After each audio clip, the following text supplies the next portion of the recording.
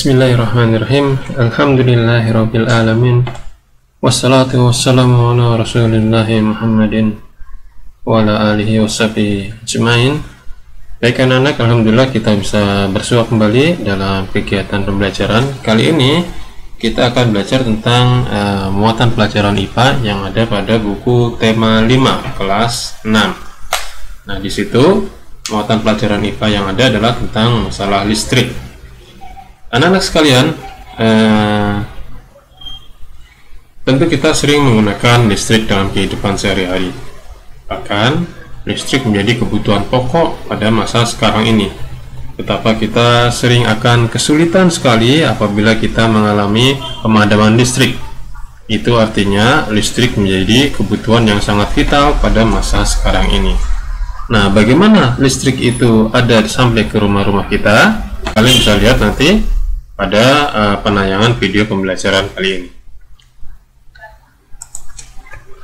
Nah, kita awali dengan pembangkit listrik. Pembangkit listrik adalah sebuah unit yang berfungsi untuk menghasilkan energi listrik.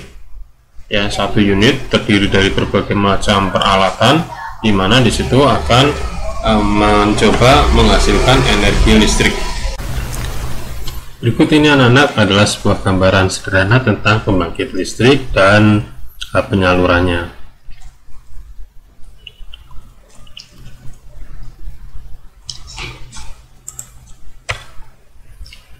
Nah, anak-anak, secara umum pembangkit listrik nanti kita bagi menjadi dua, yaitu pembangkit listrik tenaga termal.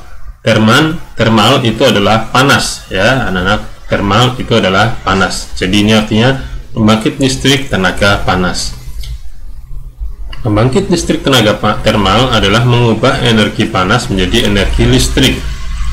Contohnya adalah PLTU, pembangkit listrik tenaga uap; PLTD, pembangkit listrik tenaga diesel; PLTG, pembangkit listrik tenaga gas; PLTB, pembangkit listrik tenaga panas bumi; dan PLTN, pembangkit listrik tenaga nuklir. Selain pembangkit listrik tenaga termal, ada pula pembangkit listrik tenaga hidro. Hidro itu artinya air, anak-anak, ya. Jadi pembangkit listrik tenaga hidro adalah mengubah sumber energi air, yaitu energi potensialnya, menjadi energi listrik. Contoh pembangkit listrik tenaga hidro adalah PLTA, pembangkit listrik tenaga air. Ada pula pembangkit listrik mini hidro, yaitu sama menggunakan air tapi skalanya atau debitnya lebih kecil. Dan ada lagi pembangkit listrik tenaga mikro hidro, yaitu yang kapasitasnya lebih kecil dari pembangkit listrik PLTA dan pembangkit listrik mini hidro. Nah, berikut anak tentang gambaran penyaluran listrik dari pembangkit listrik sampai ke rumah-rumah kita. Perhatikan baik-baik. Yang pertama, listrik diproduksi dalam pembangkit listrik. Kemudian listrik dinaikkan tegangannya, ya, sampai 500 kV atau bahkan mungkin lebih. Ya, kenapa harus dinaikkan? Karena listrik ini akan disalurkan dalam jarak yang sangat jauh, ya, sangat jauh melalui sutet. Sutet yaitu tiang-tiang tinggi yang menyalurkan listrik tegangan yang sangat tinggi. Kemudian melalui sutet listrik dialirkan ke gardu induk. Ya, setelah listrik itu dialirkan melalui sutet, ya, tiang-tiang yang tinggi sekali, kita sering melihat, ya, tiang yang sangat tinggi membawa banyak kabel, ya, sampai ke jauh. Nah, itu namanya sutet, disalurkan menuju gardu induk. Nah, di gardu induk ini tegangan listrik diturunkan hingga 20 kV. Ya. Nah, dari gardu induk ini kemudian listrik akan disalurkan ke gardu distribusi. Nah, di gardu distribusi inilah listrik diturunkan menjadi 220 volt sesuai dengan kebutuhan listrik yang ada di rumah. Nah, setelah melalui gardu distribusi ini, listrik dialurkan ke trafo distribusi. trafo distribusi ini biasanya terletak di tiang-tiang listrik yang besar. Kalau kalian lihat ada tiang listrik, biasanya ada 2 tiang listrik beton, kemudian di atasnya ada kotak. Nah, itulah yang disebut dengan trafo distribusi. Dari trafo distribusi ini baru listrik akan menuju ke rumah-rumah kita. Nah, berikut ini anak-anak kayak sebuah gambaran tentang pembangkit listrik. Di sini yang disajikan adalah pembangkit listrik tenaga air. Dari pembangkit listrik ini nanti disalurkan melalui sutep. Ini yang disebut sutep. Tiang-tiang listrik tinggi yang membawa listrik tegangannya sangat tinggi menuju ke gardu distribusi. Nah, di sini disebut gardu distribusi. Nah, disinilah kemudian listrik disalurkan ke tiang-tiang listrik yang lebih kecil.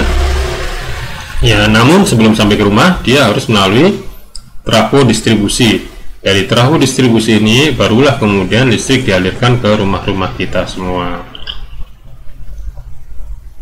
Nah, anak-anak, sekarang kita lihat untuk apa sih energi listrik itu yang ada di rumah-rumah kita atau di perkantoran atau di tempat-tempat yang lainnya. Biasanya kemudian energi listrik itu akan dirubah, akan terjadi perubahan energi listrik.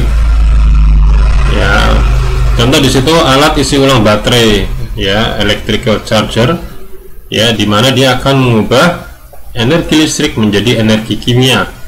Energi kimia adalah energi yang tersimpan di dalam baterai tersebut. Nah, setelah baterai itu penuh, energi kimia yang terdapat di baterai itu akan dapat digunakan untuk menjalankan alat-alat yang lainnya seperti laptop, handphone, dan lain-lain. Selanjutnya, energi listrik juga kita rubah menjadi energi bunyi atau suara. Contohnya adalah radio. Ya, selain itu dapat pula energi listrik kita rubah menjadi energi kimia dalam bentuk baterai.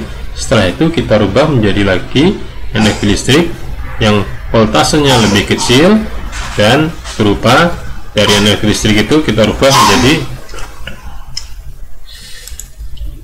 setelah itu energi listrik itu kita rubah menjadi energi cahaya. Nah, pada sebuah kipas misalnya, energi listrik itu akan kita rubah menjadi energi gerak, sehingga akan menggerakkan kipas dan kita akan merasakan anginnya. Nah, anak-anak, setelah kita tahu bagaimana pembangkit listrik dan penyalurannya, kita perlu untuk menghemat energi listrik. Mengapa kita perlu menghemat energi listrik?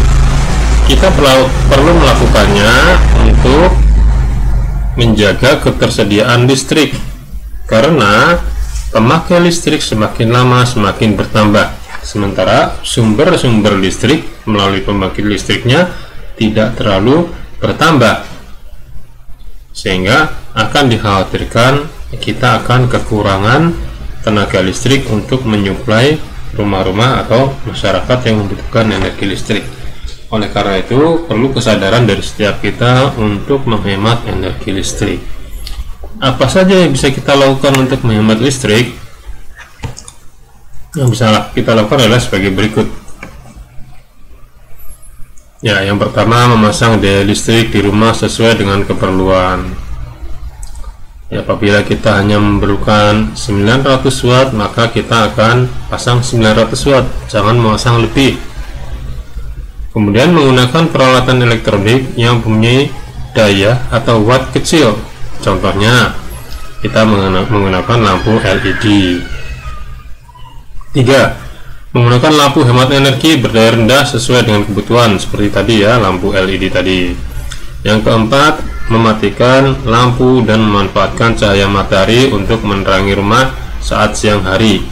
Ini biasanya terjadi pada waktu awal-awal hari, pagi hari kita lupa mematikan lampu, sehingga kita akan melakukan pemborosan di situ. Padahal apabila kita matikan lampu, kita buka jendela, maka cahaya matahari cukup untuk menerangi ruangan rumah kita. Yang kelima, melepas kabel dari sumber listrik ketika peralatan listrik selesai digunakan.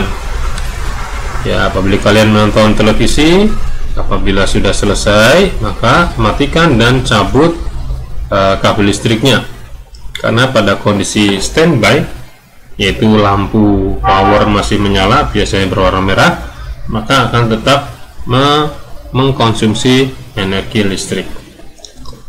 Yang keenam, membatasi penggunaan listrik. Ya, misalnya kita batasi penggunaan lampu hanya pada saat malam hari saja. Ya, pada saat siang hari kita akan menggunakan cahaya matahari. Berikutnya adalah menggunakan alat elektronik secara bergantian, tidak secara sekaligus. Ya, demikian anak-anak ya, tentang penggunaan listrik. Selanjutnya kita akan melihat pada pertemuan selanjutnya tentang menggunakan energi listrik biogas ya, atau biomasa, yang nanti akan disajikan dalam video berikutnya. Demikian anak-anak tentang materi pelajaran IPA. Untuk tugas silakan kalian lihat pada WA yang akan disampaikan setelah video ini. Ya, Ustaz akhiri, subhanakallahumma wa bihamdika asyhadu an la ilaha illa anta astaghfiruka wa atubu ilaik. Assalamualaikum warahmatullahi wabarakatuh.